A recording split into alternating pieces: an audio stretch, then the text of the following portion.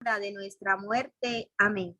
Gloria al Padre, al Hijo y al Espíritu Santo, como era en el principio, ahora y siempre, por los siglos de los siglos. Amén. Que Dios nos bendiga a todos. Amén. En nombre del Padre, del Hijo, del Espíritu Santo. Amén. Muy buenas tardes, que Dios nos bendiga. Bienvenido, hermano, amigo, Monseñor Bolívar Piedra, obispo auxiliar de la Arquidiócesis de Cuenca. Que Dios te bendiga mucho. Él ha ampliado la cita bíblica que le habíamos pedido, pero está muy bien.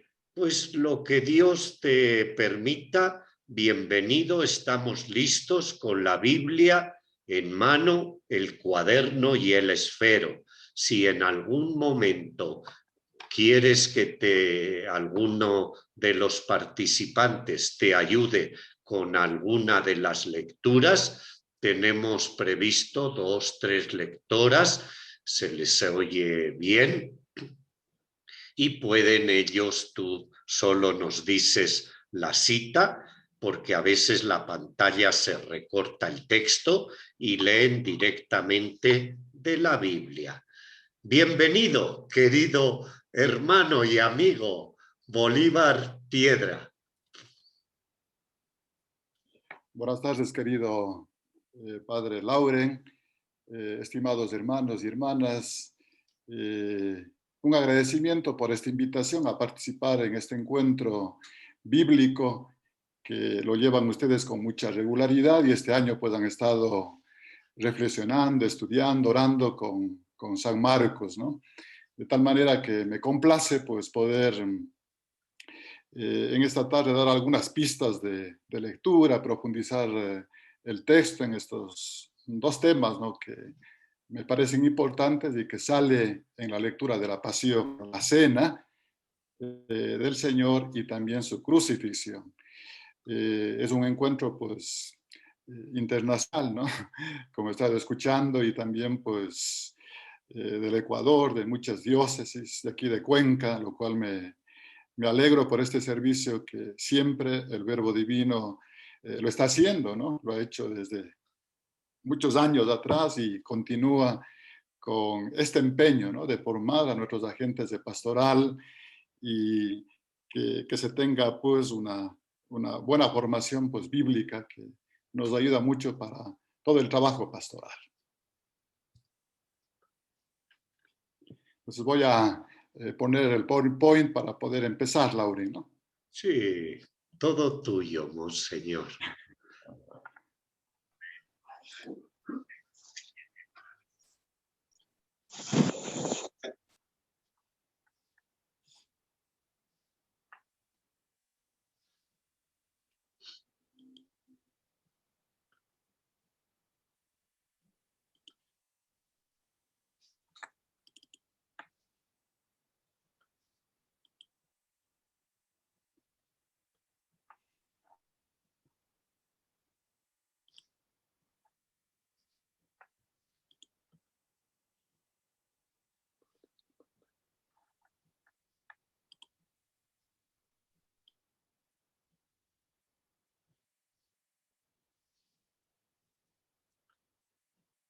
Espérate.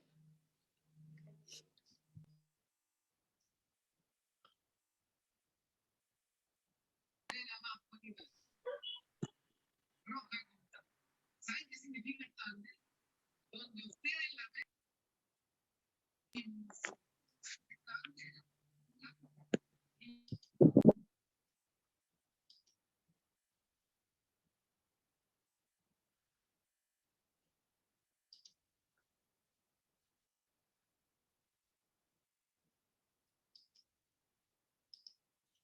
Bolívar, puedes reactivar tu micrófono que hemos silenciado. Eso. Habíamos silenciado. Dificultades, pero ya a ver si... Sí, tenemos tiempo. Y siempre en caso, En caso que quieras, te puedo compartir el PowerPoint que me enviaste. Bueno, esperemos un ratito y a ver si es que puedo, y si no, ya te digo, pues ayúdame. Claro.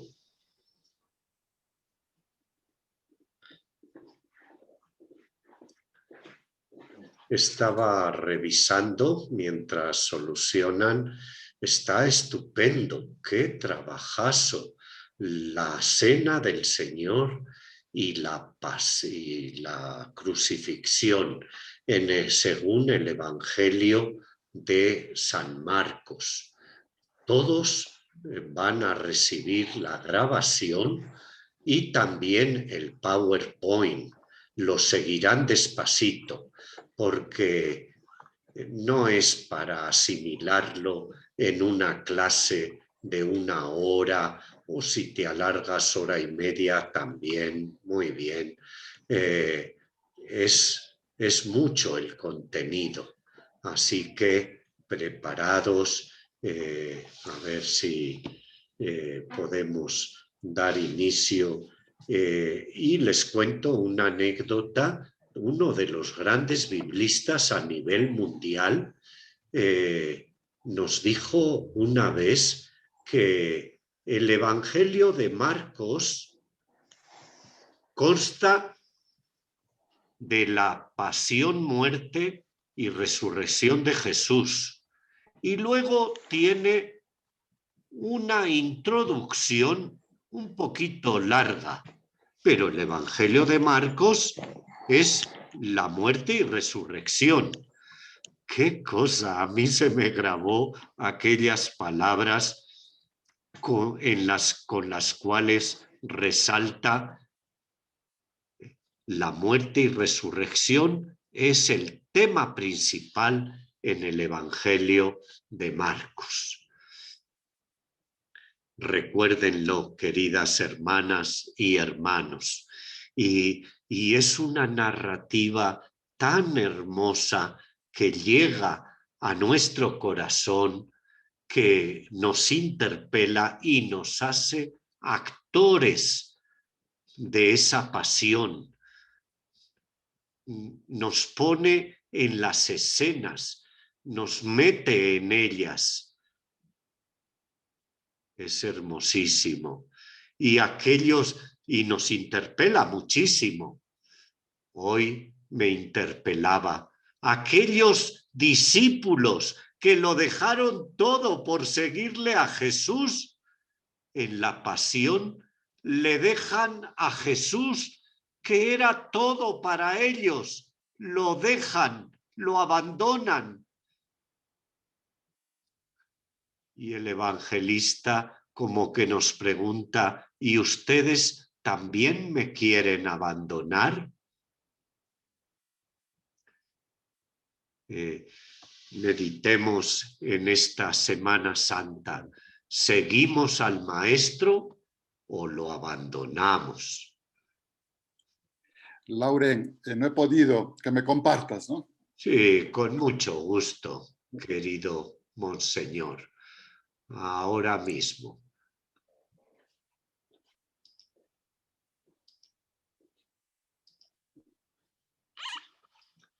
Ahí lo tienes, tu PowerPoint. Puedes seguir y yo cuando vea que acabas la alusión a la filmina, sin que tú me avises, yo te pondré la siguiente, pero tú sigue tu ritmo. Gracias, Padre Lauren. Vamos a dar inicio. Me disculpan por esta interferencia. Como ha dicho Lauren, pues nos encontramos con San Marcos, que es el relato más primitivo, ¿no?, de los evangelistas, quizás esa fuente común donde han bebido los otros evangelistas. Y me parece importante pues poder comentar, ¿no?, este relato de la pasión, que va desde el capítulo 14:1 al capítulo 15:47. Y ahí están los temas, ¿no?, específicos que vamos a tratar de la cena y la crucifixión. Partimos diciendo que en esta introducción, ¿no?, para irnos metiendo, ¿no?, poco a poco, que los evangelios son unas narraciones, son narraciones de la pasión con amplias introducciones, ¿no? Y Marcos se ha ido preparando para esta sección, ¿no?, que es como la cima del evangelio, como que esa parte culminante, ¿no?, el relato de la pasión de Jesús, su sufrimiento. Y así tenemos algunos textos que introducen, ¿no? Marcos 2:20, por ejemplo, ahí se nos habla de que el novio ha sido arrebatado, ha sido asesinado, ¿no? Igual en Marcos 3:6, el complot que tienen los fariseos y el partido de los herodianos para terminar, para quitarle de en medio a Jesús, para matarle, ¿no?, eliminarle. Y Marcos 12, versículo 12a, nos habla también de los sumos sacerdotes, estas autoridades, ¿no?, del templo, los escribas, los ancianos, que también tienen un objetivo similar, ¿no?, al igual que los fariseos y herodianos, de acabar con Jesús. Sin embargo, no encuentran el apoyo, ¿no?, popular en ese momento. Entonces, esta parte, ¿no?, de los relatos de la pasión, como que han puesto, diríamos, en movimiento toda esta conspiración de parte de estas personas. Y en pocas palabras, ¿no es cierto?, porque sobre todo esa narración de la crucifixión no es tan detallada, ¿no?, como lo hace, supongamos, San Lucas. Simplemente, por ejemplo, dice la expresión, y vamos a verlo luego, ¿no?, y lo crucificaron, ¿no? Entonces, como que hace una economía de palabras, ¿no?, pero lo manifiesta con una potente fuerza, ¿no?, esta historia de la muerte de Jesús. Vamos a ver la estructura, ¿no?, a ver si es que logro marcar. Hay tantas, de parte de los estudiosos en la Biblia, pues hay muchas estructuras, ¿no? Y yo he tomado esta que también pues nos puede servir, ¿no?, que es un poco sencilla. En este relato de la pasión de Marcos, pues vemos que se ha cuidado mucho para irlo construyendo, y está dividido en dos secciones que vamos a ver luego, ¿no?, con 6 subdivisiones, ¿no? Y estas subsecciones se alternan también de modo regular, ¿no?, con un emparedado, es como un sándwich, diríamos, ¿no?, para poderlo ver, ¿no?, con 2 paredes, diríamos, ¿no?, 2 títulos, 2 escenas y luego una escena interior, ¿no?, y seguido por subdivisiones también de 2 escenas. En la primera sección, que nos habla de Jesús y en libertad, ¿no?, que concluye con el prendimiento de Jesús, los personajes más importantes son él y los discípulos. Y en la segunda sección, que nos habla de Jesús y su cautiverio, que termina con su sepultura, los personajes más importantes son el Señor Jesús, ¿no?, y también sus oponentes, aquellos que se están burlando, que se han convertido en sus enemigos.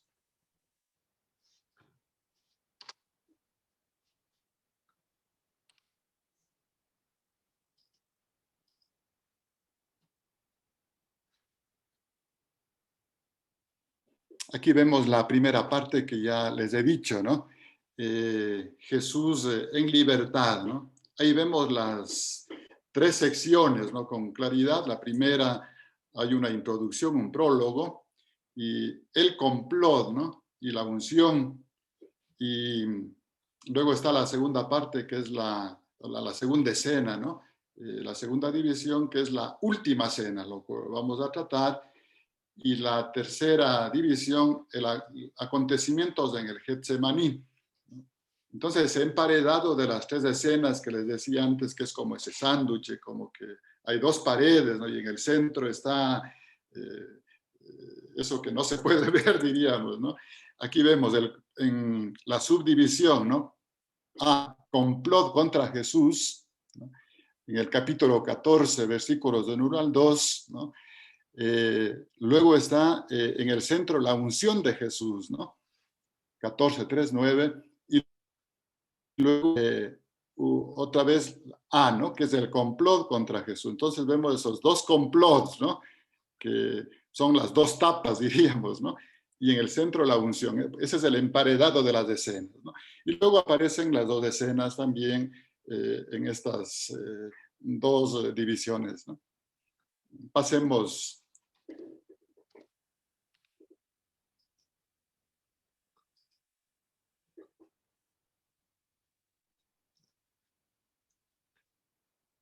La segunda parte, ¿no? Decíamos que hay dos partes no tenemos que olvidarlos, ¿no?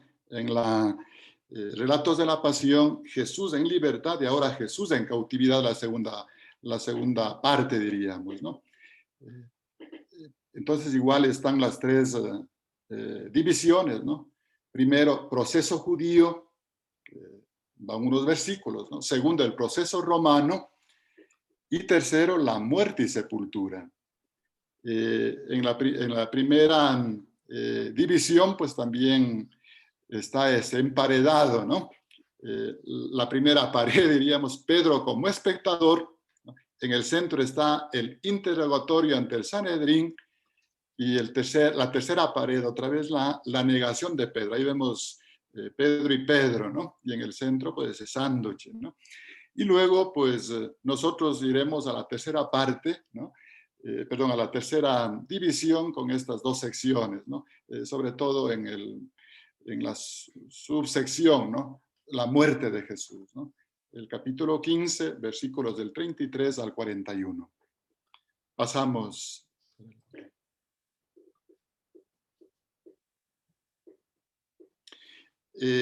Vemos que en el relato de San Marcos, de la Pasión, ¿no?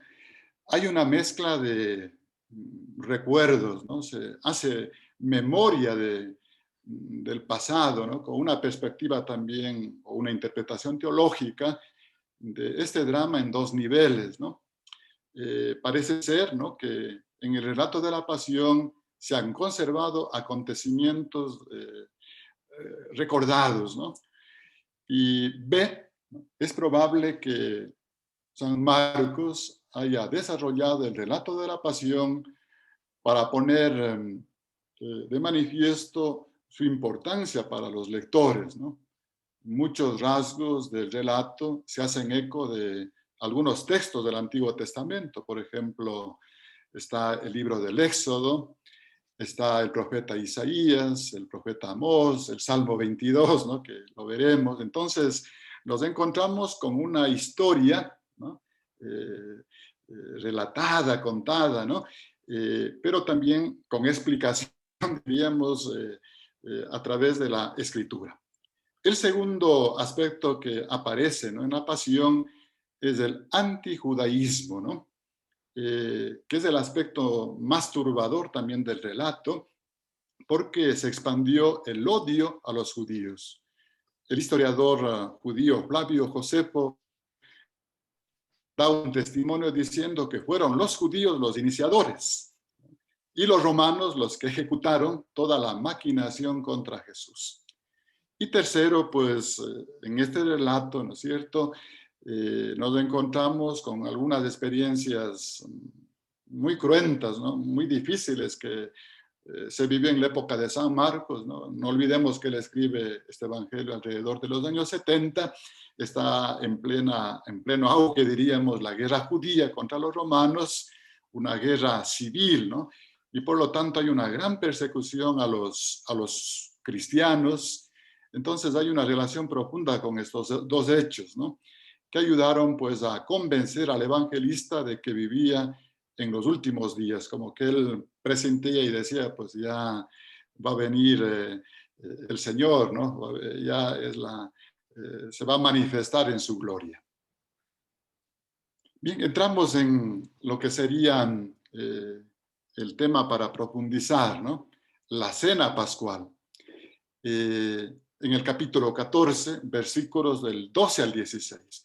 Aquí sí pediría entonces que, si se puede leer de la pantalla y si no de la Biblia, que uno de los lectores lo pueda hacer.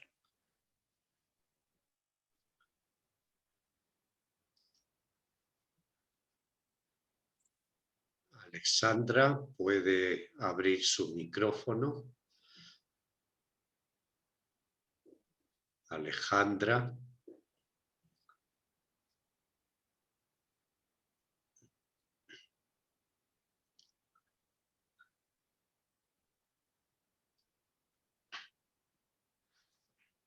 O te ayudo yo, que veo muy bien.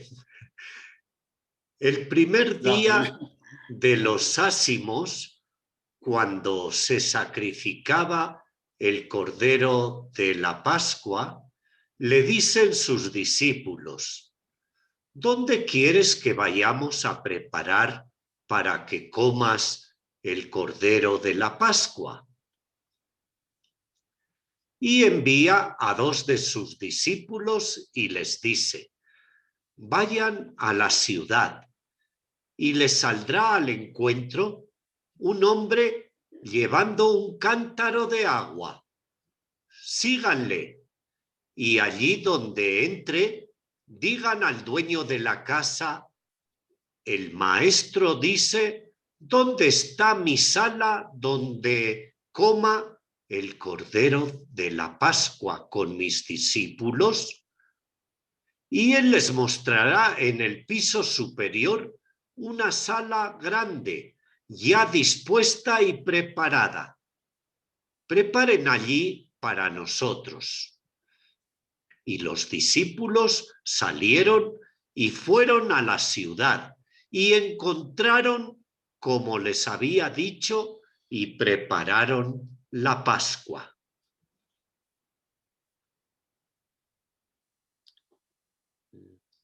Podemos pasar a la siguiente.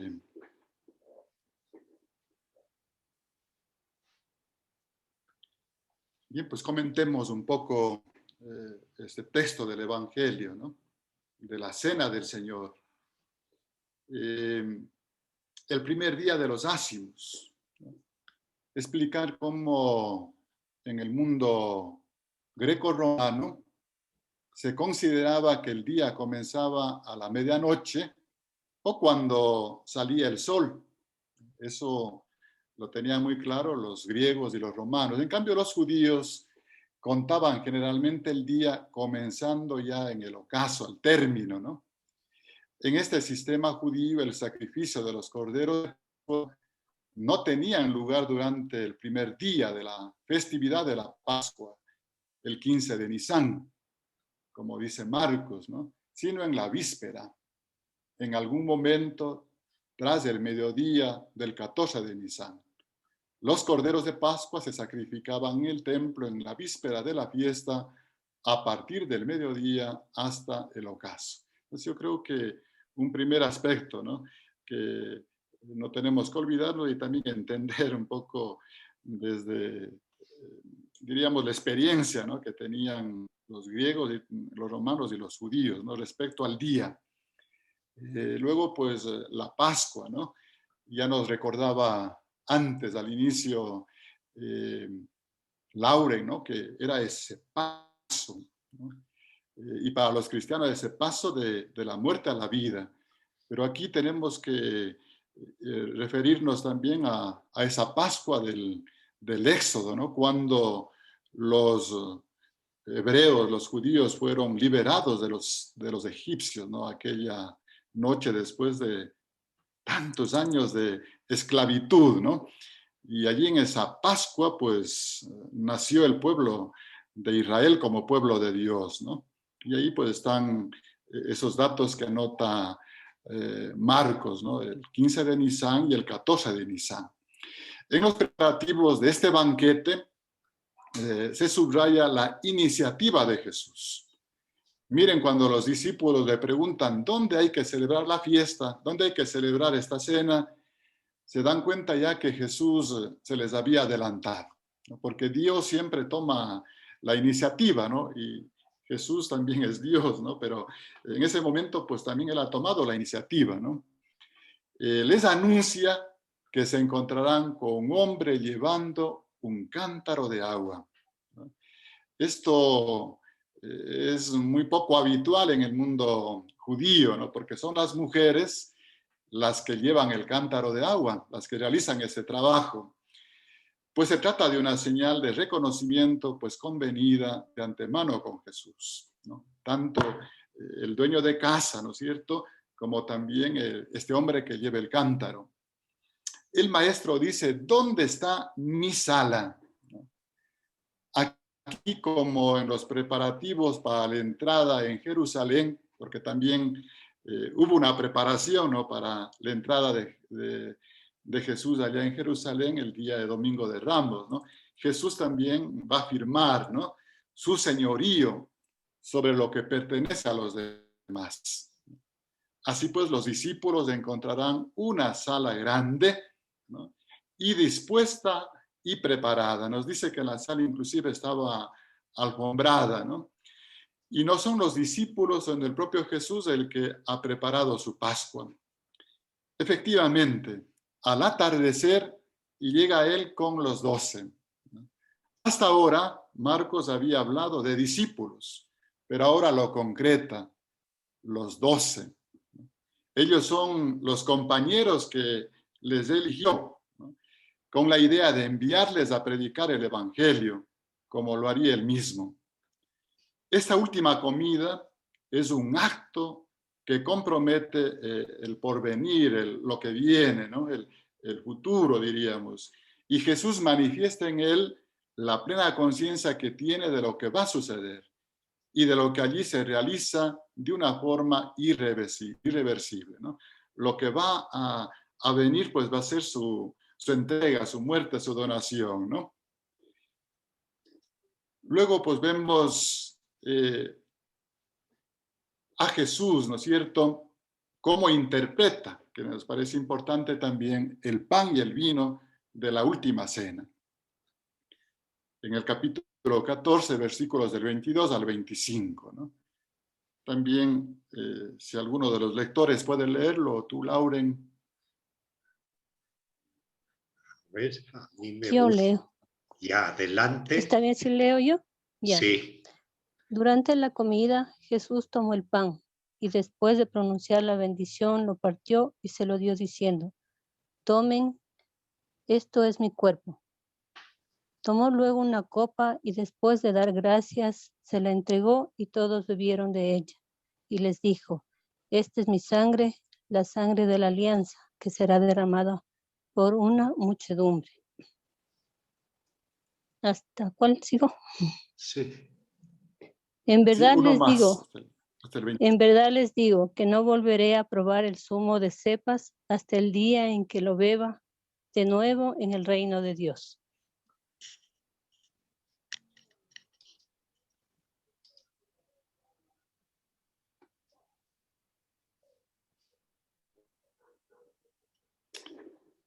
Hacemos también este comentario, ¿no?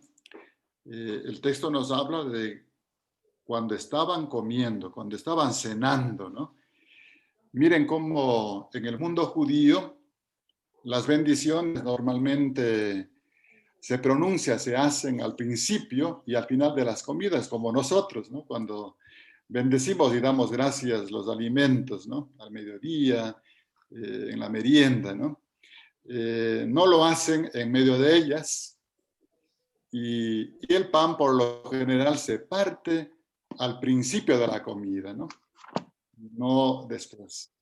En el relato, la bendición, el romper el pan, ¿no?, y la bendición del vino tienen lugar durante la comida, ¿no? Miren estas tres cosas, ¿no?, que aparecen en la escena. Joaquín Jeremías, que es un gran estudioso, ¿no?, de la Biblia, del Nuevo Testamento, él, tomando algunos apuntes de la Misná, que era un libro, ¿no?, en donde se recogían muchas tradiciones orales, ¿no?, del pueblo judío, él dice que es un signo de que estamos ante una cena pascual, ¿no?, en la cual hay un plato preliminar, ¿no?, el plato de entrada, diríamos, ¿no?, sin la acción de gracias. Y este plato preliminar eran las verduras, las hierbas amargas y el puré de fruta, que la comida principal en que se pronuncian las acciones de gracias. Sin embargo, pues no hay una prueba así concreta sobre el orden de los acontecimientos en las cenas del siglo I, ¿no? Esto respecto a cómo estaban comiendo y el pan, ¿no? Y segundo, y bebieron todos de ella, ¿no?, de la copa.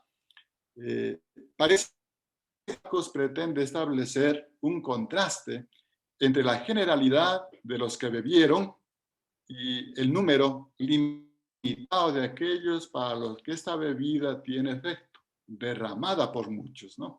Hay ese contraste, ¿no? La generalidad, el todos diríamos, ¿no? Pero también una bebida que tiene efecto, ¿no?, derramada por muchos, por la muchedumbre, como leíamos en el texto, ¿no? Como afirma pues el pseudo Jerónimo, la sangre del Nuevo Testamento derramada por muchos no limpia a todos. Jesús entonces, al ejecutar esta acción ritual que presenta su muerte inminente como un sacrificio expiatorio, ¿no? Tenemos algunos testimonios independientes de la tradición de Marcos, ¿no? Está, por ejemplo, el relato de San Pablo en la primera carta a los Corintios, en el capítulo 11, y también algo similar en los escritos de Lucas, capítulo 22. Miren la versión de San Pablo, ¿no?, en Primera Corintios, presenta la mayor parte de los elementos importantes de la de Marcos. También allí se nos dice, ¿no?, que tomó el pan, dio gracias, hizo la bendición y partió el pan. Y va a decir, no, esto es mi cuerpo. Y la identificación de la copa con una alianza sellada en la sangre de Jesús. Entonces el pasaje se va a dividir en 3 partes, ¿no?, que no nos olvidemos, ¿no?, y al irlo leyendo se van a dar cuenta, ¿no? Está la bendición, la distribución y la interpretación del pan, ¿no? Y asimismo, respecto de la copa, ¿no?, respecto del vino, respecto de la sangre, ¿no? Y el voto también de no beber vino de nuevo hasta la llegada del reinado de Dios.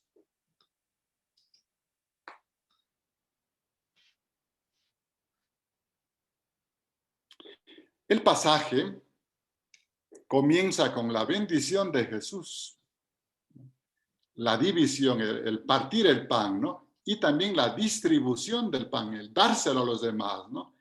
Miren cómo la atmósfera va a cambiar, ¿no? La tragedia, ¿no es cierto?, porque está también anunciando que va a morir, que se va a entregar, ¿no?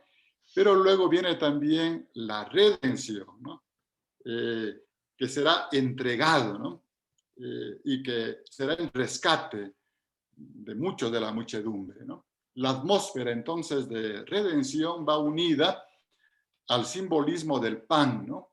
Jesús relaciona su cuerpo con el pan.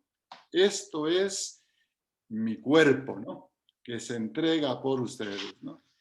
Que no solo es consumido, ¿no?, y destruido, ¿no? Aquí se está haciendo alusión también a la muerte ya próxima de Jesús, sino también que alimenta a los que lo comen. Bendice el pan en la mitad de la cena, ¿no? Es un emplazamiento insólito que puede explicarse por el orden de la cena de Pascua. Si este dato es histórico, la bendición habría sido probablemente la que los judíos todavía pronuncian sobre el pan, ¿no? Y el pan consumido en la Pascua, quizá en la última cena, aunque no fuera una cena, ¿no?, no era el pan normal, ¿no?, con levadura, ¿no?, era un pan ácimo, sin levadura, ¿no?, relacionado en la Agadá, ¿no?, que es una narración popular de la historia del Éxodo, ¿no?, tanto con la aflicción como con la redención. Vínculos muy apropiados en el contexto de la última cena de Jesús. Entonces, esta vinculación entre aflicción, ¿no? Nos está mostrando que el pan, ¿no? No era un artículo de lujo, ¿no? Sino más bien el alimento vulgar comido por esclavos y pobres, según Deuteronomio 16:3. No se trata de un pan de aflicción, como diríamos a veces ese pan, ¿no? Que le llamamos el mollete o el mestizo, ¿no? Que no tiene tantos ingredientes, digamos, ¿no? Como el pan con huevo, con manteca, en fin, que a veces se prepara, ¿no? El pan de Jesús es también un pan de aflicción, ¿no? Porque simboliza la muerte, ¿no? Que está a punto de sufrir. El pan ácimo, como el cuerpo de Jesús, está relacionado con la redención, ya que sirve como un recordatorio, ¿no? De la liberación de la esclavitud de Egipto, ¿no? Sobre todo, pues, es la memoria, ¿no? Cuando se dice, ¿no? Hagan esto en memorial, ¿no? Claro, aquí está el recordatorio de la liberación de Egipto, ¿no? Para nosotros como cristianos no es solo recordatorio, no es memorial, actualización de ese mismo hecho, ¿no? Así pues, el dicho sobre el pan sugiere no solo la muerte de Jesús, sino también sus resultados redentores, apuntando a su naturaleza escatológica, a lo que va a venir, ¿no? Esa edad nueva, ese mundo nuevo. Luego, pues, vemos el otro texto, ¿no? Sobre el vino, ¿no? Sobre la copa. Asimismo hay esta atmósfera de rememoración, ¿no? Que impregna también las acciones de Jesús sobre la copa y recuerdan la actividad de Moisés en la inauguración de la alianza del Sinaí.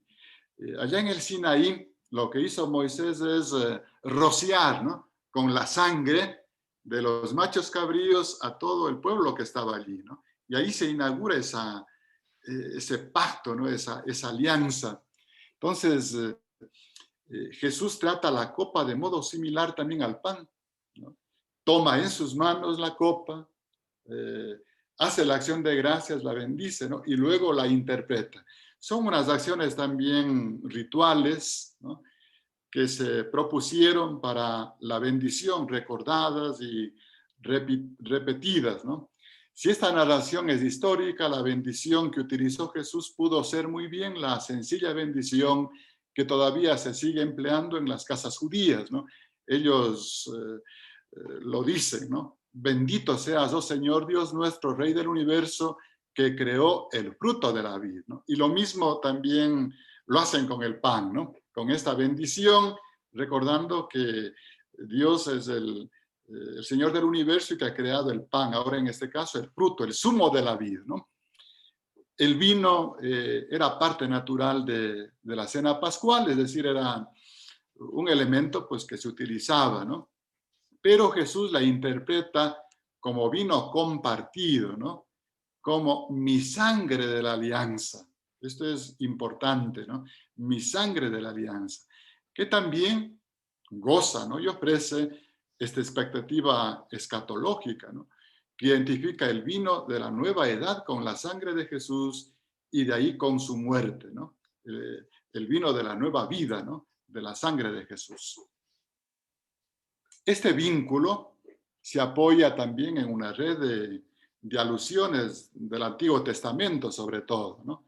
Las palabras sobre la copa comienzan haciéndose eco de la escena en la que Moisés asperjaba, como ya dije antes, ¿no? La sangre expiatoria, ¿no? De los machos cabríos, sobre todo los israelitas, ¿no? Y el Éxodo nos recuerda esta expresión, ¿no? Esta es la sangre de la alianza que el Señor hace ahora con nosotros. Y también la inserción de esa palabra mi, ¿no? Mi, ayuda a cambiar este recuerdo de la expiación pasada en tiempos de Moisés en una expectativa de redención futura, ya que se hace eco de la profecía de Zacarías 9:11, ¿no? Que es el único texto en donde aparecen juntas las palabras siervo sufriente del Señor que salvará a su pueblo vertiendo su alma hasta la muerte por ellos. Entonces aquí hay este nexo, ¿no? Con ese triunfo escatológico, ¿no? de victoria, ¿no es cierto? Y también de la muerte expiatoria de Jesús. Alguien tiene que morir, ¿no? Y ha sido Jesús el que muere, ¿no? Y esto no es una innovación total del Nuevo Testamento, puesto que ya en el segundo Isaías, ¿no? El sufrimiento expiatorio del siervo del Señor se convierte en el medio para la victoria final.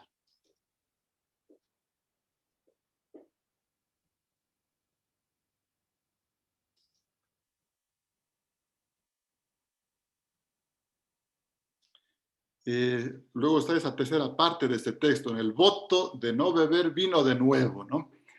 En un duro contraste con las palabras sobre la copa, en las que Jesús habla de los beneficios de su acto redentor para muchas personas, ¿no? La declaración que concluye el pasaje comienza con una referencia al coste de ese acto, que recae sobre el mismo Jesús, ¿no? Y esta profecía de una futura abstinencia, ¿no? Es otra predicción de la pasión. Al decir que no beberá vino de nuevo, Jesús da a entender que nunca más comerá o beberá nada hasta aquel día. Esta es la abstinencia, ¿no? Hasta cuando lo haga de nuevo en el reinado de Dios. Entonces, este voto conclusivo de Jesús dirige la atención también a este futuro escatológico, ¿no? Esta idea se halla también de acuerdo con el espíritu de la Pascua, que no solo conmemora la redención, ¿no? Que ocurrió en los tiempos de Moisés, en el pasado, sino que también mira hacia adelante, hacia la redención mesiánica en el futuro, uniendo de esta manera el recuerdo del Éxodo con la anticipación esperanzadora de la fiesta escatológica. Entonces, contra toda esperanza y según una necesidad divina, el Mesías debe sufrir y morir, pero contra toda expectativa también. Esta muerte va a señalar no la derrota, sino la victoria.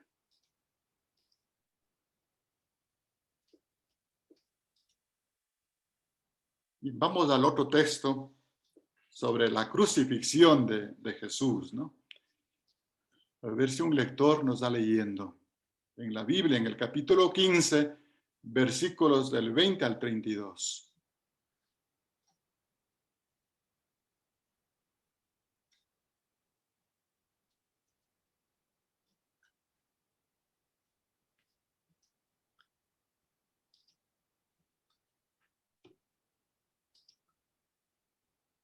Jacqueline Rosales, por favor, puede abrir el micrófono.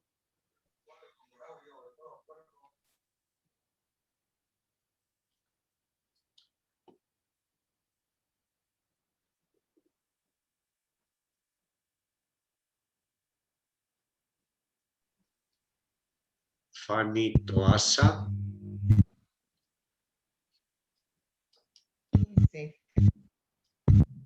Jacqueline Rosales, padre. Sí, padrecito. Lea.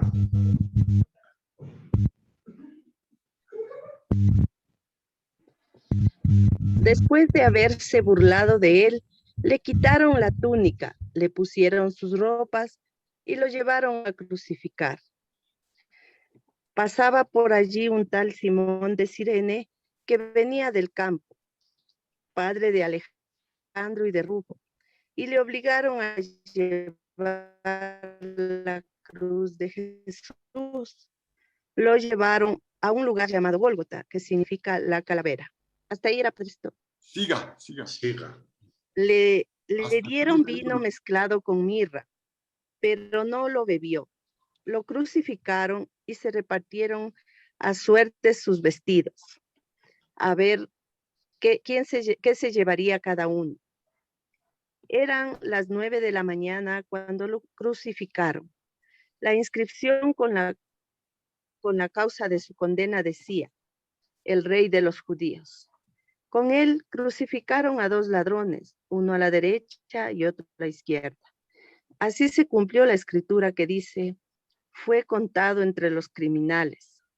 Los que pasaban por allí lo insultaban moviendo la cabeza y diciendo, va, tú que destruías el templo y lo edificabas en 3 días, sálvate a ti mismo y baja de la cruz.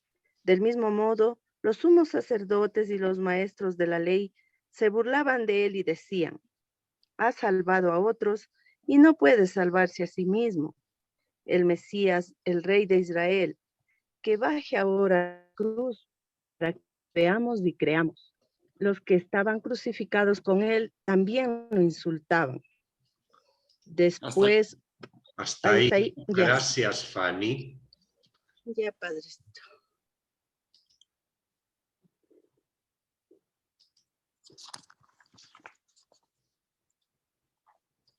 Bien, estamos al tema de la crucifixión. Ahí vemos cómo los soldados le obligan a llevar a cruz a un forastero, ¿no? Él era judío, llamado Simón, ¿no? Él provenía de esta ciudad del norte de África, de Cirene. Marcos lo entiende probablemente como un acto paradigmático, ¿no? El discípulo cristiano debe tomar su cruz y seguir a su Señor en el camino de la crucifixión. Este es un acto paradigmático, se sale de lo común, ¿no? Para mostrar, diríamos, otro estilo, ¿no? Ahí le vemos cómo Jesús inclusive está perdiendo terreno ante el poder de la muerte, ¿no? Que avanza. No solo no puede llevar la cruz, o sea, vemos que hay una impotencia, ¿no? Sino que también es incapaz de llevarse a sí mismo, o sea, ya no puede más, ¿no? Y debe ser llevado, ¿no? Inclusive arrastrado por los soldados, ¿no? Y la expresión que dice allí, ¿no? Y lo llevaron, ¿no? Y lo llevaron, o sea, le arrastran, le van alando, como se dice, a la fuerza, ¿no?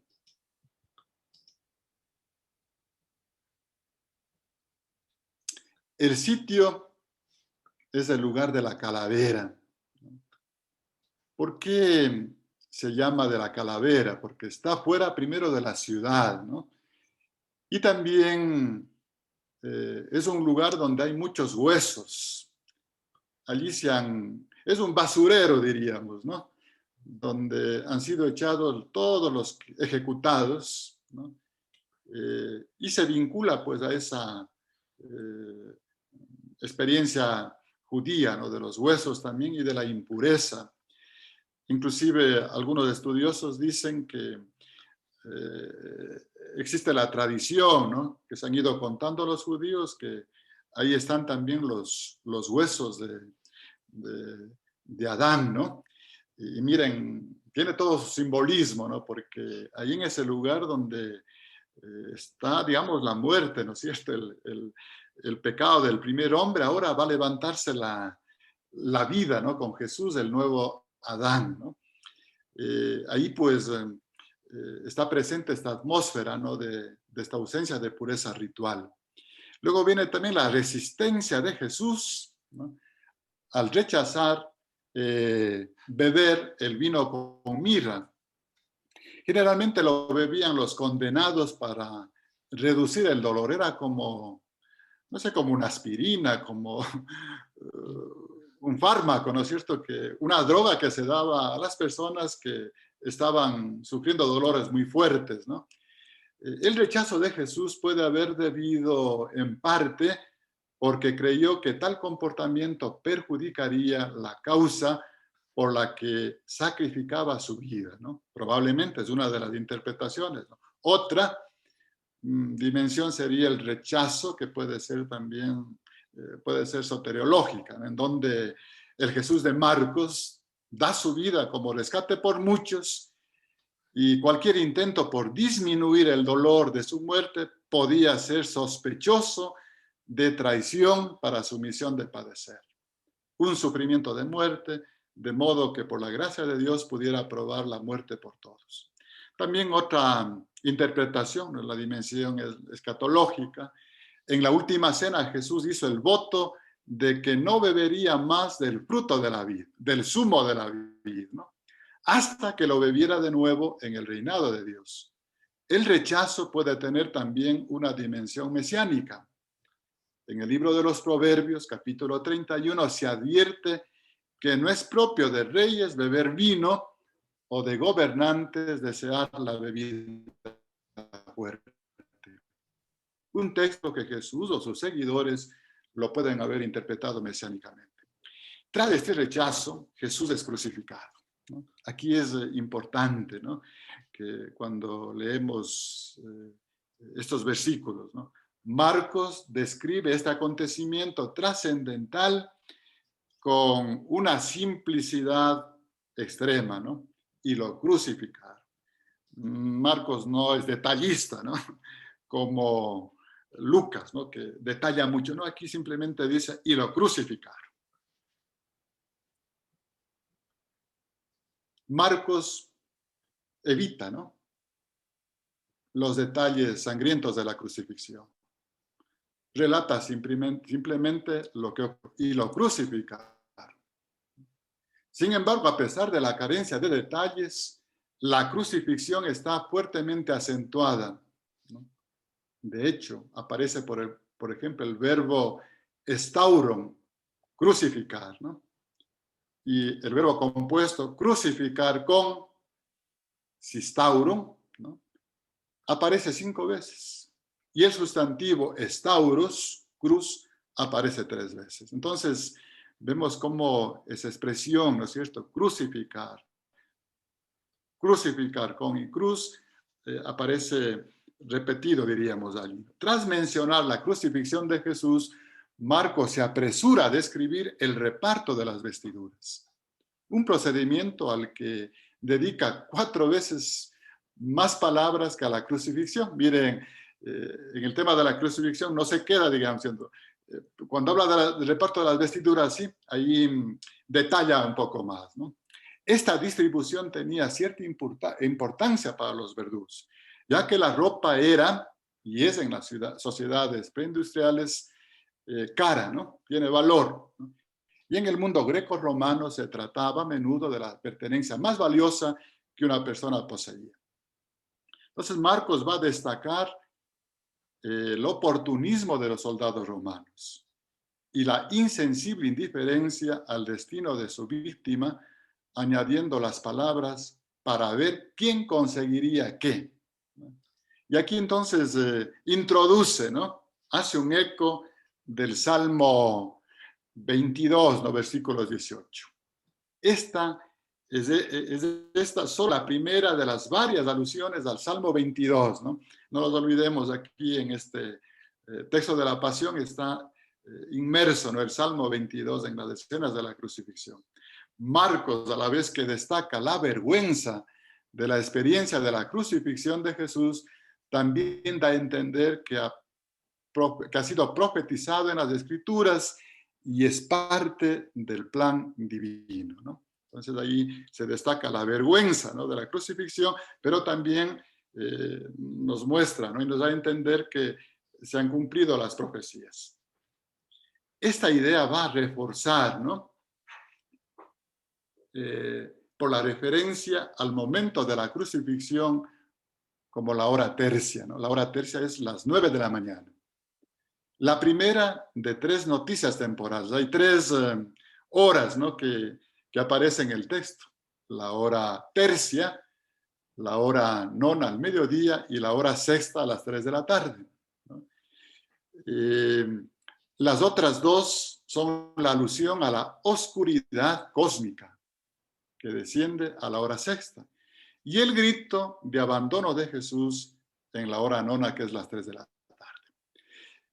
Las 3 son acontecimientos negativos, como vemos, ¿no?, que podrían dejar la impresión de una catástrofe cósmica, ¿no?, que está en camino.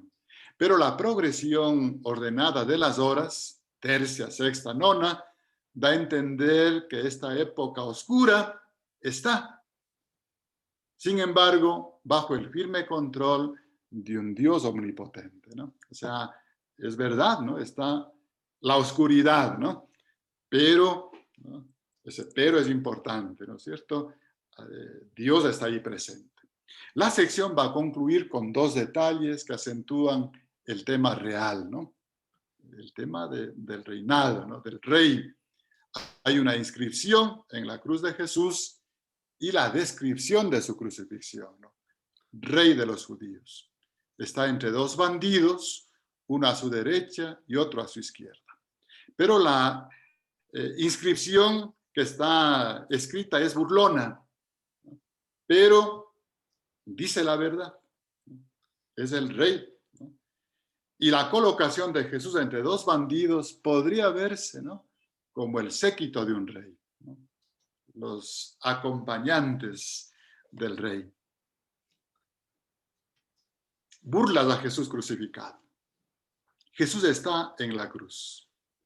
Él está en una gran inmovilidad, ¿no? Es la víctima, ¿no? Y este era uno de los aspectos más temidos en la muerte por crucifixión, ¿no? La inmovilidad. La víctima no podía evitar, ¿no?, a los perros y todas las aves rapaces que llevaban para comerse y alimentarse de la carne, ¿no? Vemos aquí cómo los transeúntes, la gente que va y viene, se burlan de la inmovilidad de Jesús. Los sumos sacerdotes también, y todos le desafiaban a bajar de la cruz. El primer grupo de burlones, ¿no?, cuya libertad de movimiento acentúa el autor, están moviéndose, ¿no? Van y vienen, son transeúntes. Ahí proporciona el contraste. Ellos son los que pasan por delante y menean sus cabezas mientras van y vienen. Estas frases evocan el Salmo 22. Este eco ayuda a asegurar a los lectores bíblicamente instruidos que las indignidades que sufre Jesús están dentro del plan divino.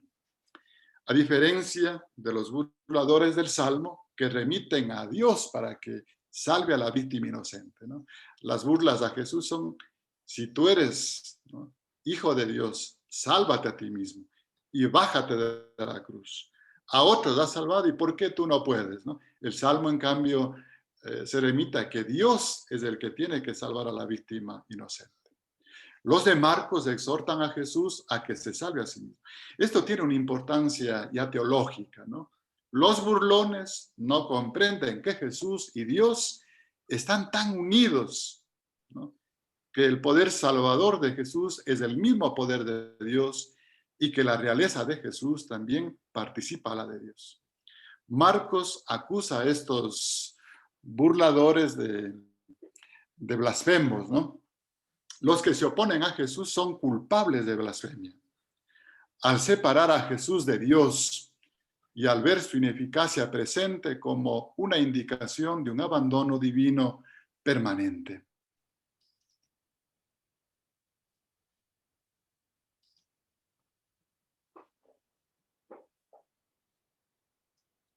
La blasfemia de los transeúntes, ¿no? Miren, allí ellos le llaman a Jesús, pues, destructor y nuevo constructor del templo, ¿no? Ah, que tú que destruyes el templo, ¿no?, y lo construyes, ¿no? Destructor y constructor. Y del mismo modo, los sumos sacerdotes y escribas lo ridiculizan como el Cristo, el Rey de Israel. Los sumos sacerdotes y los escribas dicen que Jesús debería descender de la cruz para que veamos y creamos. Eso es lo que ellos están diciendo, ¿no? Pero ¿cuál es ese mirar de los sacerdotes y los escribas? Es como las personas miopes, ¿no? Es una suerte de ceguera que no percibe ese modo inverso según el cual los designios de Dios operan al revés. En un mundo donde una cruz puede convertirse realmente en un trono y la demanda de los dirigentes que se realice un milagro para que ellos puedan creer, ¿no? Es decir, queremos ver para creer. Da la vuelta a la dinámica de San Marcos y del Nuevo Testamento, en la cual la fe en el reinado de Dios precede al milagro que trae la luz. Las burlas, en 15, 31 o 32a, expresan irónicamente el más profundo secreto soteriológico, ¿no? Marcos, ¿no es cierto?, tiene el secreto mesiánico, ¿no? Y aquí también unimos, este es el secreto de salvación, ¿no? El liberador compasivo de su pueblo, el Cristo, el Rey de Israel, debe salvar a otros por su muerte expiatoria y por tanto no puede salvarse a sí mismo descendiendo de la cruz. Al final del pasaje, Jesús termina siendo objeto de burla por parte de los bandidos que comparten también con él ese mismo destino, ¿no?, de la crucifixión, y de quienes, por tanto, se podría esperar alguna compasión. También ellos le injurian, lo que sugiere que Jesús no es uno de ellos, no es un bandido, sino una clase diferente de rey de los judíos, diversa de los dirigentes revolucionarios, quienes más tarde, en tiempos de Marcos, condujeron al pueblo a una desastrosa confrontación militar en Roma.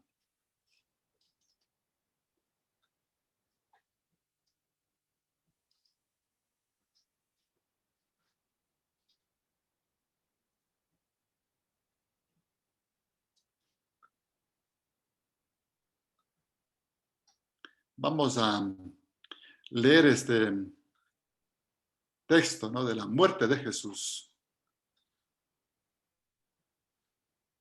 Y llegada la hora sexta, hubo oscuridad sobre la tierra entera hasta la hora nona.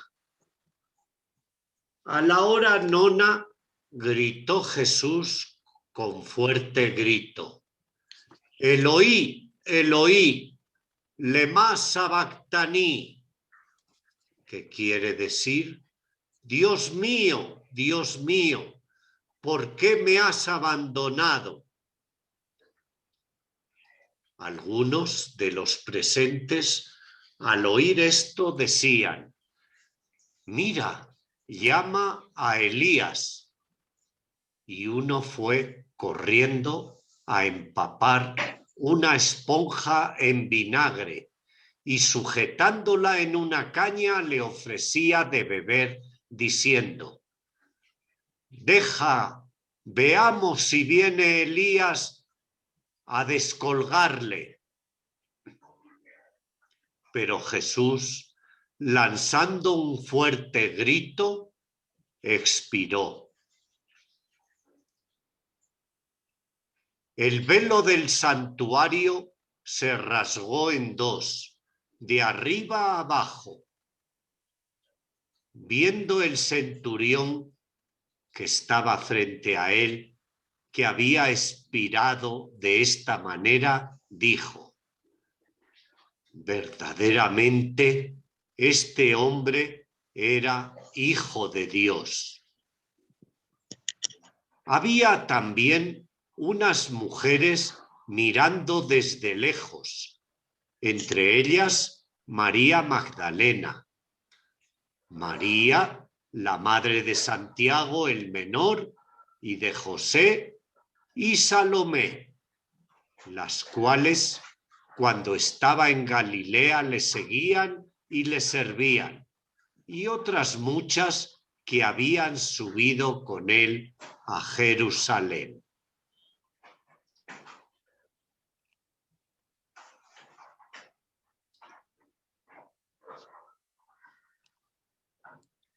El relato de Marcos sobre las últimas horas de Jesús alterna estas descripciones de maravillas cósmicas y terrenales, de su gran voz a la hora de morir y el fallecimiento de Jesús, con las reacciones de los presentes en su agonía y muerte.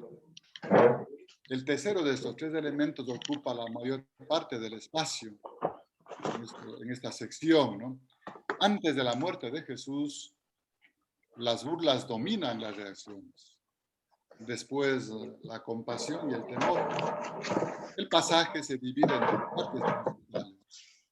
Primero, los acontecimientos que conducen hasta la muerte de Jesús.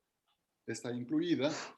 Y los eventos inmediatos, ¿no?, después de de ella. ¿Descansaron? Estamos jugando.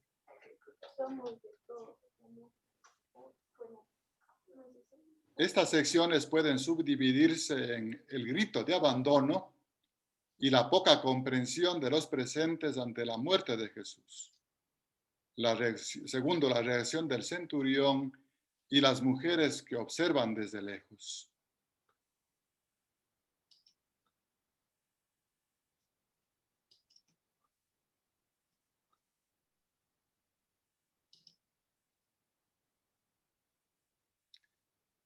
La oscuridad que se cierne, ¿no?, sobre el mundo. Estamos hablando de que hay oscuridad, ¿no?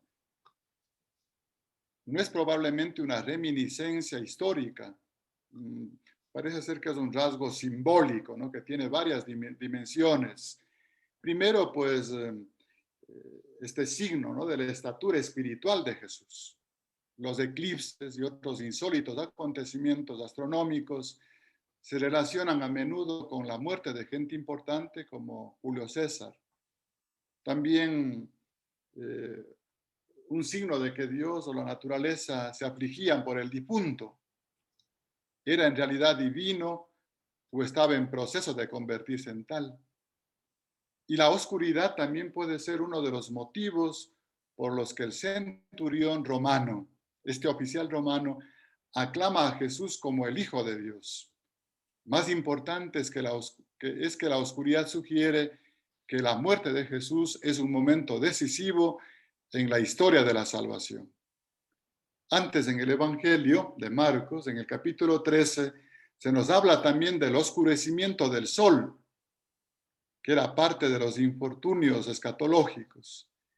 Esta interpretación, ¿no?, de la oscuridad se apoya en la observación de que el versículo parece ser un eco de un texto del Antiguo Testamento del profeta Amós, cuyas semejanzas en este pasaje han sido siempre señaladas. Amós describe el día del juicio, ¿no? Y acaecerá en aquel día, dice el Señor Dios, que haré que se ponga el sol al mediodía y se oscurecerá el día claro, y tornaré sus fiestas en luto y sus cantos en lamento, y los volveré como llanto por hijo único.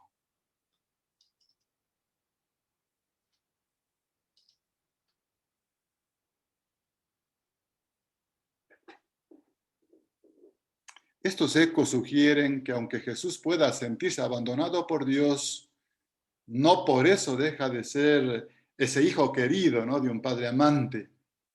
Y su muerte inocente tiene un objetivo salvífico que se desarrolla en el drama de la redención.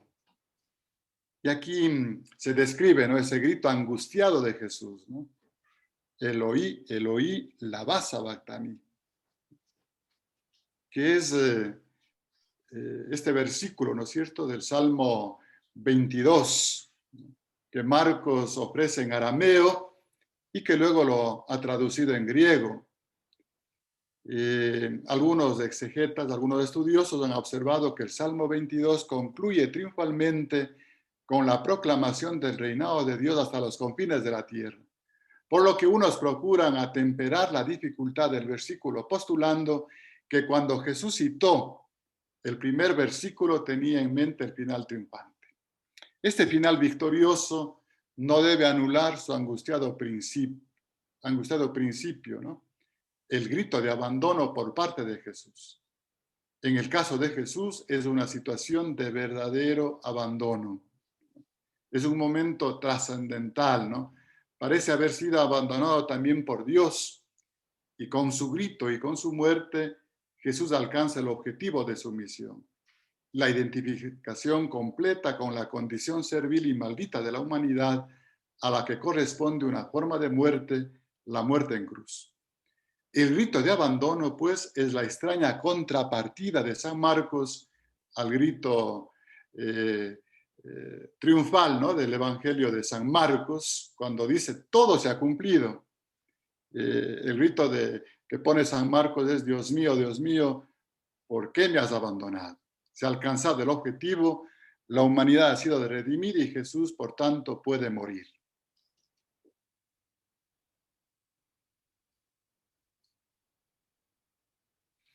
también hay unos malentendidos, ¿no? Y la muerte. Al escuchar a Jesús, ¿no? Que estaba invocando a Dios, algunos de los que están allí piensan que se dirige a Elías, ¿no? De quien se esperaba que había de preceder al Mesías y era considerado una especie de Santa Bárbara, ¿no? A quien la gente le invoca en los momentos duros. Elías parecería como esta Santa Bárbara, ¿no? Quizás por los dos motivos. El rito de Jesús suscita la expectativa de que Elías pueda salvarle de la cruz. Y el lector de Marcos, sin embargo, sabe que estas esperanzas se apoyan también en un malentendido. Elías ya ha venido en la persona de Juan el Bautista, pero en vez de salvar a Jesús de la cruz, lo ha precedido en el camino también del sufrimiento de la muerte, ¿no? Él también murió decapitado, ¿no? Por el que Jesús debe ahora transitar hasta el fin. Sin saber nada de esto, uno de los presentes empapa rápidamente una esponja de vinagre, ¿no? Para dársela a Jesús, ¿no? Que beba, fijándola a una caña y levantándola hasta sus labios.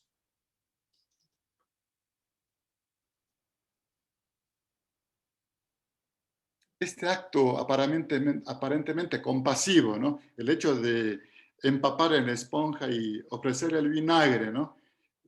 Parece estar motivado también por el escarnio, ¿no es cierto? No por compasión, sino más bien por odio, por vengarse, ¿no es cierto? Este individuo inclusive parece prolongar su agonía, ¿no? Su exhortación, que comienza con las palabras déjenme, vamos, es otra también ilustración del tema de San Marcos, ¿no? Del mirar sin ver. El mundo se ha torcido tanto y la gente está tan ciega que lo que en un principio parece un acto de socorro resulta estar motivado por el escarnio, ¿no?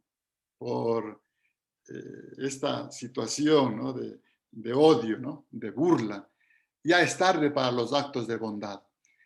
El grito de abandono por parte de Jesús es su grito de muerte y tras emitirlo deja escapar su espíritu. Es importante, yo creo que este momento, ¿no? Hay un grito de abandono de Jesús, sin embargo, expira, ¿no? Y escapa el espíritu. Esto es insólito en un crucificado, ¿no? Porque él puede morir por asfixia y en principio no habría tenido aliento suficiente como para expirar con grito, ¿no? Esta palabrita expirar nos está también haciendo alusión, ¿no? A la presencia del Espíritu Santo. La rotura del velo del templo y la reacción del centurión, ¿no? Aquí vemos ese grito, ¿no? De Jesús, su muerte en el desamparo, ¿no? Hay unas reacciones, ¿no? Tanto naturales como sobrehumanas de la muerte de Jesús, ¿no? Pero también es la escena de la revelación, ¿no? El primer acto es la rotura de este velo, de la cortina del templo, de arriba abajo, viene pues de arriba, ¿no? Es decir, de Dios, y contiene varias dimensiones, ¿no? Un primer aspecto puede ser el rasgón en el juicio divino. Se habla o se anticipa, ¿no? La demolición del templo por los romanos aproximadamente 40 años después de la muerte de Jesús.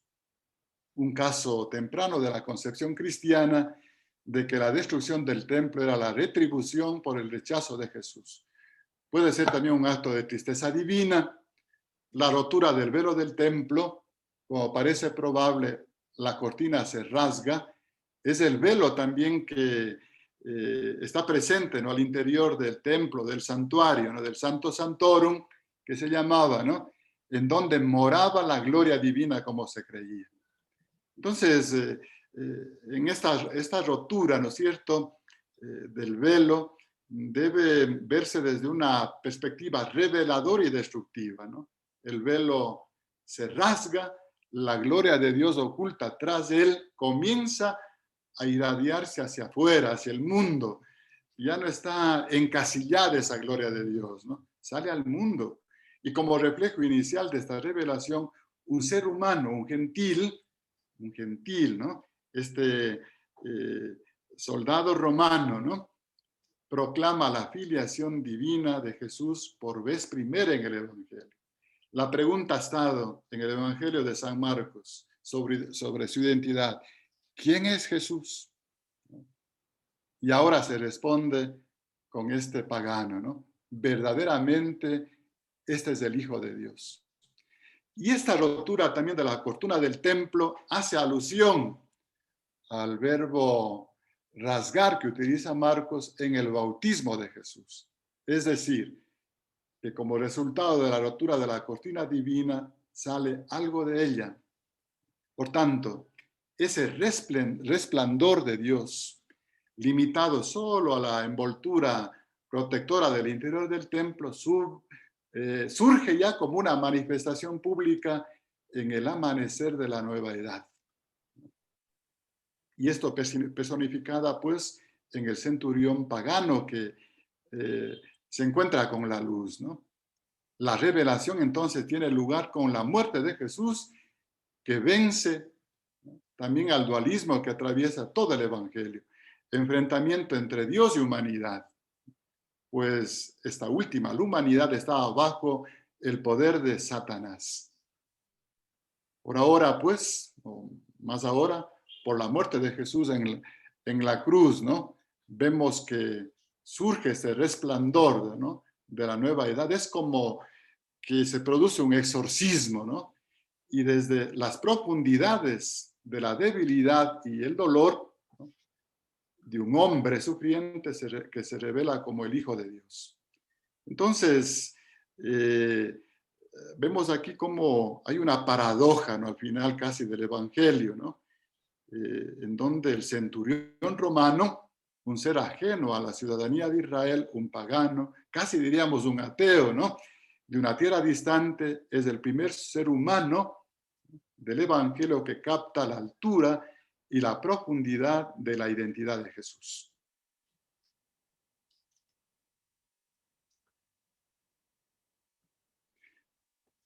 Y finalmente, ¿no?, las mujeres observan desde lejos.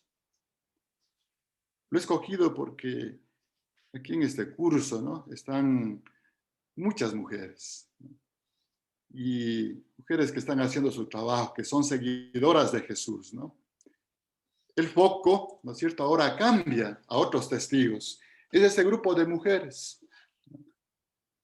Aunque estas sean seguidoras de Jesús, como sus acciones siguientes confirman, su mención como gentes que observan desde lejos, como que introduce una nota de reserva editorial, ya que las retrata como incapaces o poco dispuestas a correr en ayuda de Jesús. De esa sensación, en esas horas de angustia, ¿no? Quizás por el miedo, por verse también relacionadas con un criminal condenado. Pero la mención de las mujeres que observan desde lejos prepara el terreno para el final del Evangelio, en el que huirán llenas de terror del lugar de la resurrección de Jesús. Así nos narra, ¿no?, el Evangelio ya en el capítulo 16. Pero la pintura de las mujeres no es negativa en principio. Reaparecerán en los dos pasajes restantes del Evangelio, donde dan testimonio no solo de la sepultura de Jesús, sino también de la tumba vacía que proclamará su resurrección. Las mujeres, ¿no?, son testigos oculares de esta triada del querigma, del primer anuncio, ¿no? Qué bonito esto. Jesús murió, fue enterrado y resucitó. El Papa Francisco dice que siempre tenemos que estar volviendo a este primer anuncio, ¿no? Marcos cuida con mucho, disculpen la redundancia, ¿no?, con mucho cuidado de dar sus nombres, ¿no?, y ofrece una amplia visión retrospectiva, o sea, como mira hacia atrás, ¿no?, sobre la experiencia de estas mujeres con Jesús. y mejora, ¿no?, considerablemente la impresión negativa causada por su imagen como mujeres lejanas a su sufrimiento. ¿Qué dice Marcos? Que habían seguido a Jesús cuando estaba en Galilea. Habían seguido, son seguidoras. Lo habían servido allí y habían subido con él a Jerusalén. Estos detalles son paralelos también a las menciones de los discípulos varones, ¿no?, en varios aspectos. Ambos grupos siguen a Jesús, ambos están relacionados con su ministerio en Galilea y ambos suben a Jerusalén. Además, como los 12, las 3 mujeres, ¿no?, que aparecen en el texto son el núcleo de un grupo más amplio de muchos seguidores. Pero a diferencia de los hombres que escaparon cuando Jesús fue detenido, y como la mujer anónima que había ungido a Jesús, estas mujeres aparecen vinculadas con el último acto de servicio de Jesús, su muerte. Así pues, el servicio de las mujeres a Jesús enmarca así el Evangelio entero. Bien, tenemos ahí la conclusión. No voy a leerlo, simplemente decirles que tenemos que continuar pues leyendo, releyendo, ¿no?, el Evangelio de Marcos, porque ahí está esa gran pregunta: ¿quién es Jesús? Su identidad, ¿no?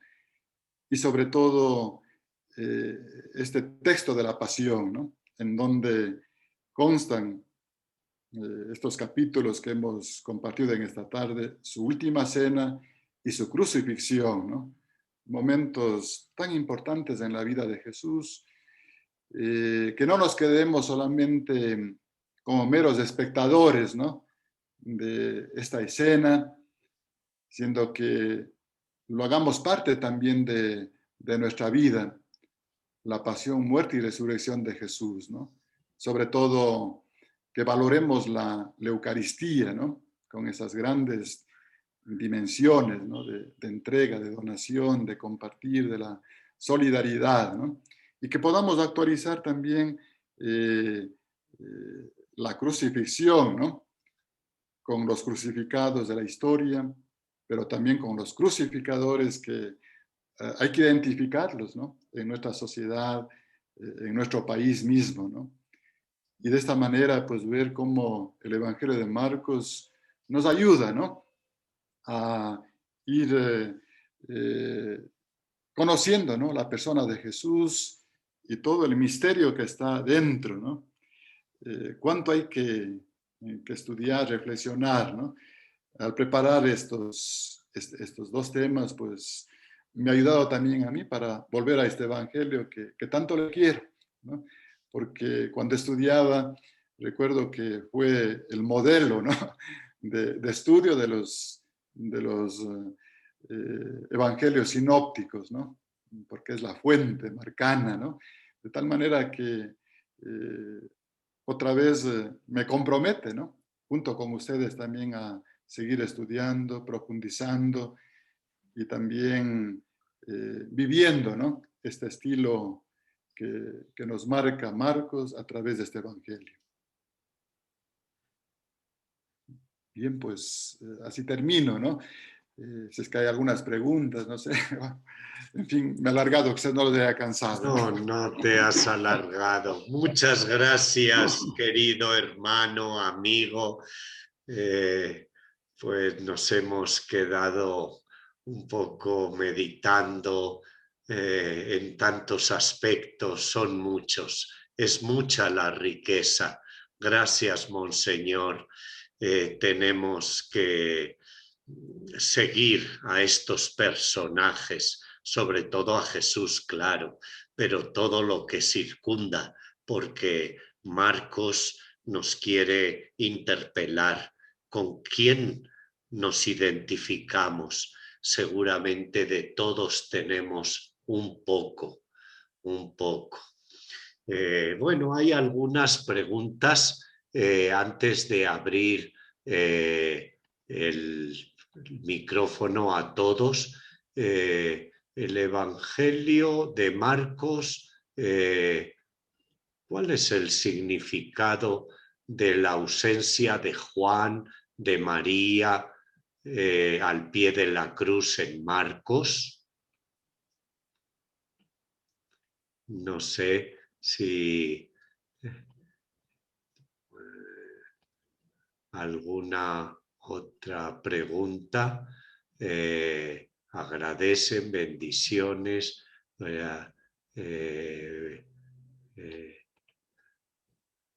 Desde Potosí, madre mía, desde Argentina, el Chaco, en el Santo Cenáculo.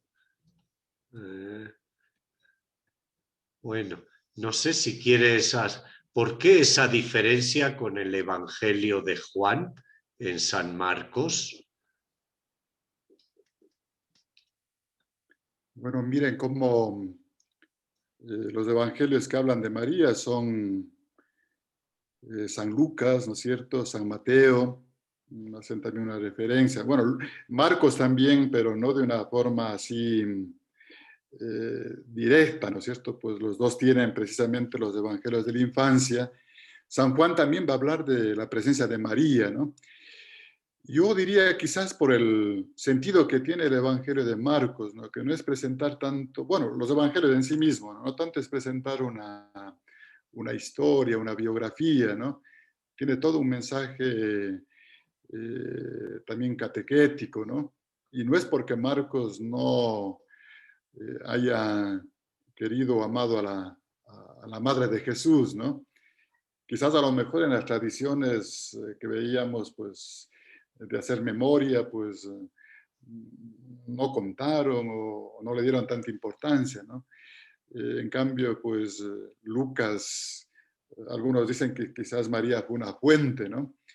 En el caso, pues, de Juan, pues María también es interpretada teológicamente como si fuera la iglesia, ¿no? Entonces tiene su sentido también simbólico, ¿no? Más que de una presencia, pues, histórica mismo en ese momento, ¿no? Pero al final de lo que destacaba también, pues, Marcos es la presencia de la mujer, si está, ¿no? Ahora, no sabemos si estaría o no. Bueno, el grupo de seguidoras estaba María, ¿no? No dice María la madre de Jesús. Entonces, yo por ahí le podría ver, no sé tú, Lauren también, sí. No, no, está muy bien. No había, quizás estaba desarrollándose la devoción mariana y por eso quizás. Hay otra pregunta. ¿La causa de la muerte fue solo religiosa o también política? En Marcos se ve con claridad que también fue política, ¿no es cierto? Es religiosa, empiezan los judíos, ¿no es cierto? O sea, pero lo realizan, ¿no es cierto?, las autoridades romanas, ¿no? Entonces no podemos desligar, ¿no?, de esas dos realidades que estaban también muy unidas en aquel momento, ¿no? Bueno, claro. A ver, quizás hay muchos en el chat agradeciéndole. Queremos agradecer a todas las hermanas y hermanos que nos han seguido por el Face. Que Dios los bendiga y igual también los mensajes allá que dicen buena preparación para celebrar la Semana Santa. Gracias, Monseñor Bolívar Piedra, por la ayuda que nos da para vivir con más profundidad la Semana Santa. Que Dios lo bendiga.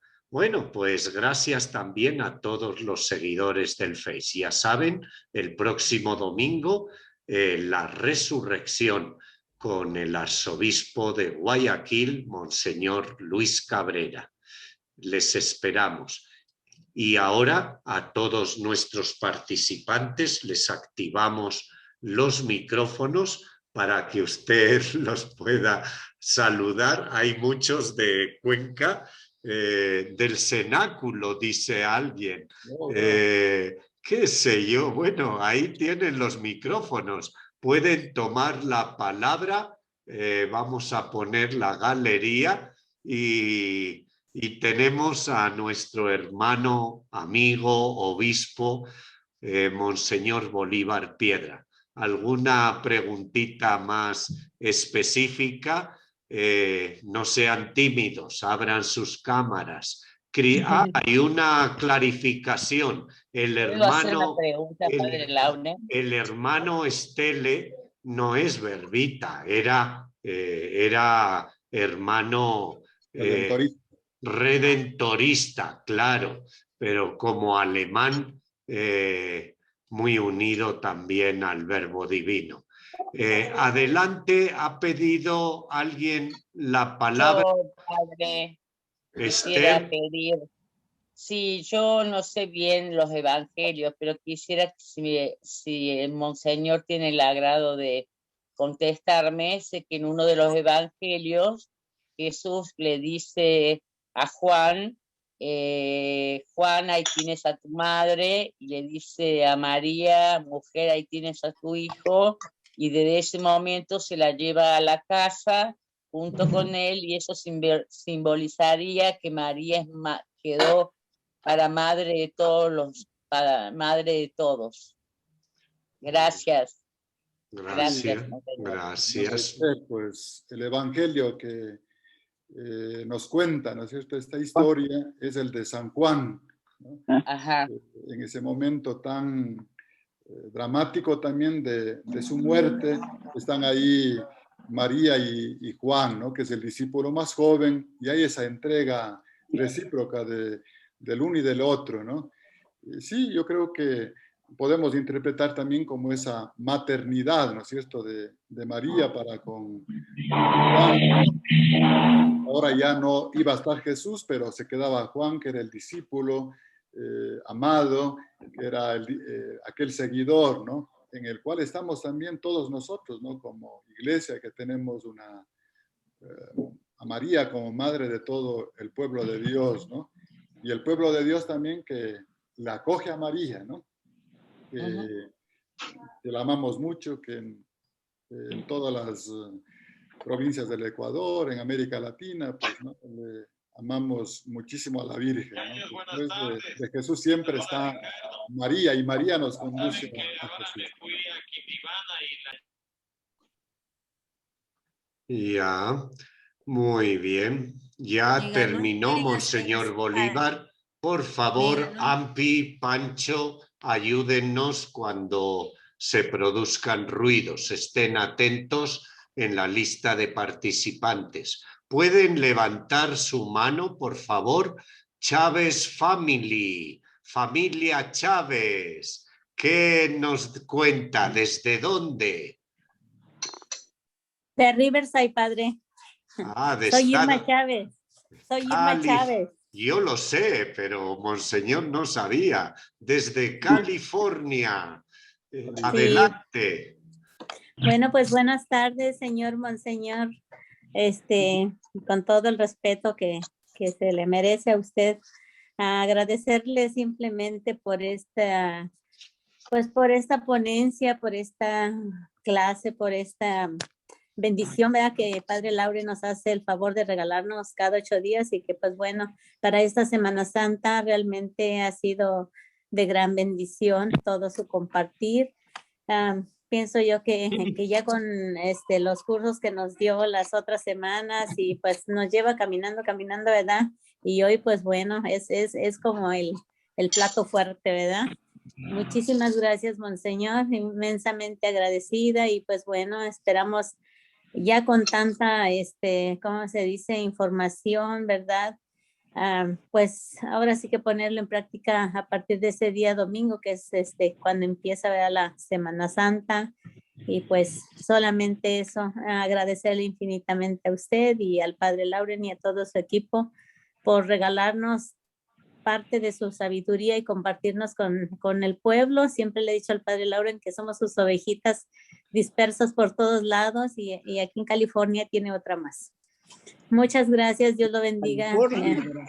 Gracias, Irma, gracias. Monseñor, y desde aquí, desde California, infinitamente agradecida. De Muy Riverside, bien. California. Soy mexicana, pero vivo aquí. Gracias por esas palabras de aliento y vemos cómo el padre Lauren hace un lindo trabajo, ¿no? Sí, excelente. Padre Lauren ya se hizo internacional. Por todos lados está Padre Lauren y realmente, como siempre yo le he dicho, es un gran pastor. Yo siempre he identificado al buen pastor que guía, cuida y alimenta. Y pues yo pienso que el padre Lauren nos tiene bien gorditos. Siempre está al pendiente, es un gran sacerdote, siempre está al pendiente con mensajitos. Me va a poner roja, me va a poner rojo. Como mi camisa. Ya. No. Luego. Mil gracias, padre Lauren, que Dios lo bendiga, lo queremos mucho y está en nuestros corazones. Todo amor.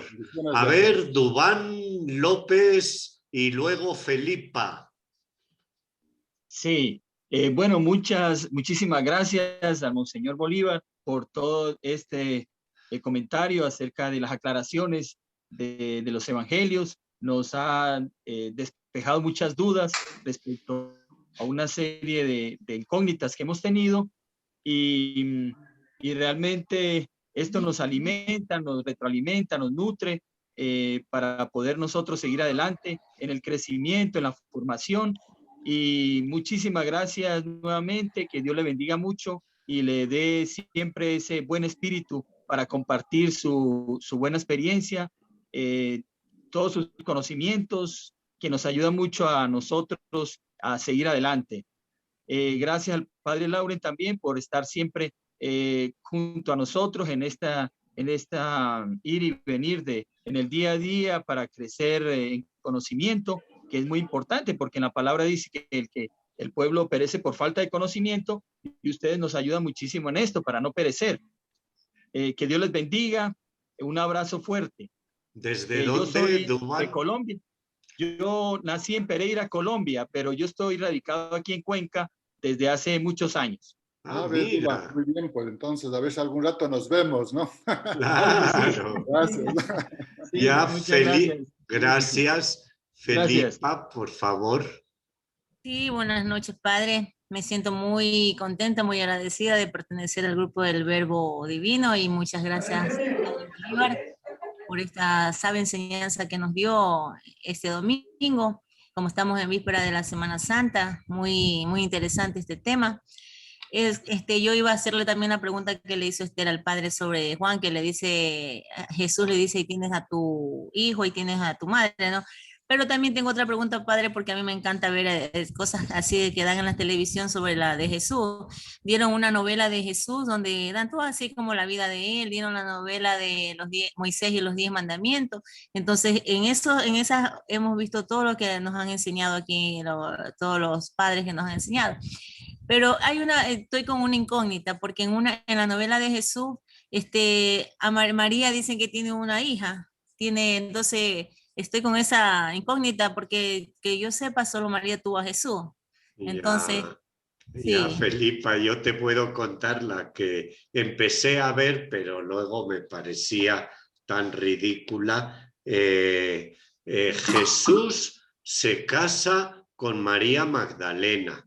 Tienen 7 hijos y va desarrollando la película, pero me parece más que Jesús como que fuera un San José y los hijos de Jesús hacen milagros y en fin, claro. ¿Y qué te parece a ti? ¿Jesús tuvo 6 hijos? ¿Se casó con María Magdalena? No, bueno, pues, y luego otra, bueno, te pudiera contar tantas fantasías, no creo que sea, ahí tienen los evangelios, ¿sí? Ajá, sí. Ya, listo. Entonces, los lees y yo te Claro, si quieres como nos ha dicho Monseñor, el de Marcos es el primerito que yo recomiendo que lean, porque es el más sencillito, el más concreto, va al grano, al pan pan y al vino vino, como dicen en mi tierra. Ya, al pan pan y al vino vino, pero no corras, lee despacito. A ver, no hay más manitos. Ah, María. ¿Qué nos cuenta María? Santo. Enciende el micrófono, María. Ay, buenas noches, Padre, buenas noches, Monseñor. Buenas noches. Muchísimas gracias porque en realidad cada semana que se viene realizando las clases nos están alimentando nuestro corazón para poder vivir mejor como seres humanos.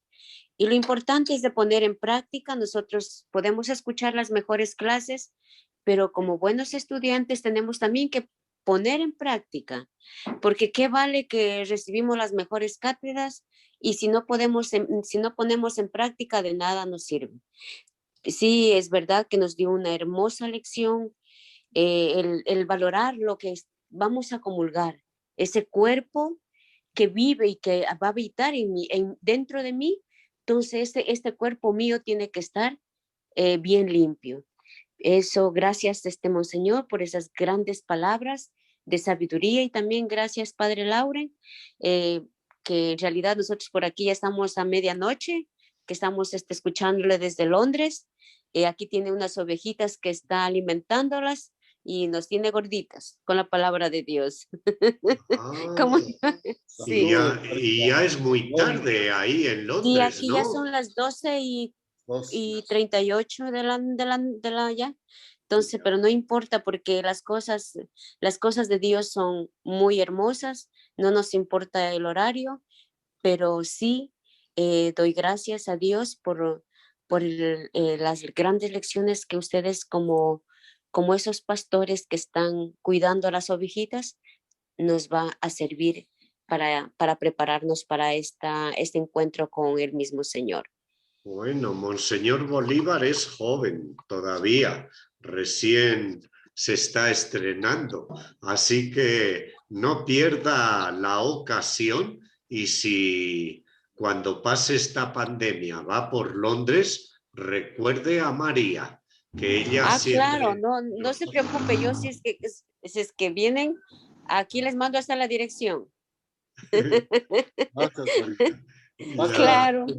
Bueno, a ver, uno de nuestros catequistas de Quito, Luis Constante, de nuestros grandes catequistas de base acá en la Vicaría Norte de Quito. ¿Qué nos dice Luis? ¿Levantó la mano o solo era? Sí, buenas. Ya, dinos. Sí, padre, buenas noches con todos.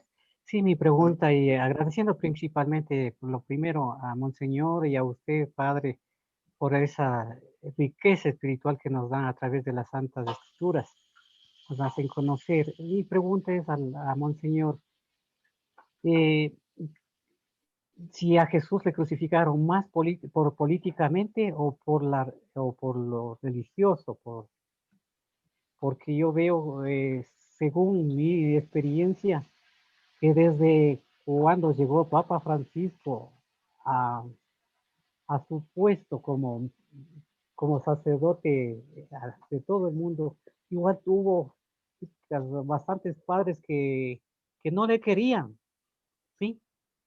Y todo político quiere es votarle a la iglesia, que desaparezca la iglesia católica.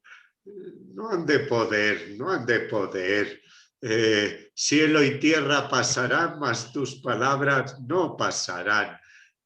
A ver, juntamos con otra pregunta para aprovechar y quizás de una sola contestar varias. María Alejandra, desde Argentina, que ella es una gran animadora de Biblia en su diócesis. ¿Qué nos dice María Alejandra? Bueno, hola. Monseñor, un gusto conocerlo, realmente. Me siento privilegiada por poder participar de estos encuentros, ¿no? De esta capacitación permanente que salió espontáneamente y el espíritu la va alimentando. Yo muchas dudas no tengo, dudas obviamente que sí, pero no tengo una pregunta concreta. Sí me pareció una iluminación muy profunda incluso para este tiempo. Me fue de mucha luz esto de ver las mujeres como servidoras al fin de la vida de Jesús. Que la opción mía a Jesús no es a medias, es total.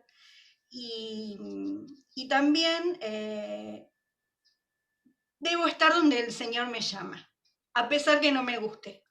Jesús, no creo que le haya gustado mucho estar a donde estuvo, pero lo aceptó y lo aceptó al extremo.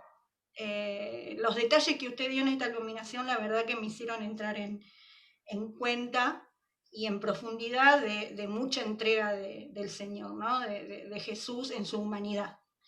Así que yo le agradezco infinitamente por tan profunda iluminación y sigue nutriendo mi camino, creo que el de todos los que estamos aquí, ¿no? Así que les mando muchas bendiciones, rezo mucho por la misión del Verbo Divino, por Lauren y su equipo, y por la misión de cada sacerdote y obispo y la iglesia toda. Muchas